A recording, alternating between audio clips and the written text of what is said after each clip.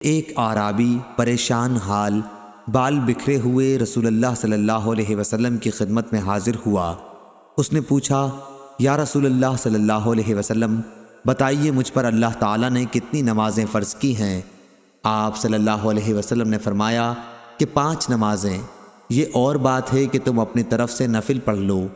پھر اس نے کہا، بتائیے اللہ تعالیٰ نے مجھ پر روزے کتنے فرض کیے ہیں؟ حضرت صلی اللہ علیہ وسلم نے فرمایا کہ رمضان کے مہینے کے، یہ اور بات ہے کہ تم خود اپنے طور پر کچھ نفلی روزے اور بھی رکھ لو۔ پھر اس نے پوچھا، اور بتائیے زکوٰۃ کس طرح مجھ پر اللہ تعالیٰ نے فرض کی ہے؟ آپ صلی اللہ علیہ وسلم نے اسے شرع اسلام کی باتیں بتا دیں۔ جب اس اعرابی نے کہا، اس ذات کی قسم جس نے آپ صلی اللہ علیہ وسلم کو عزت دی، نہ میں اس سے جو اللہ تعالیٰ نے مجھ پر فرض کر دیا ہے کچھ بڑھاؤں گا اور نہ گھٹاؤں گا۔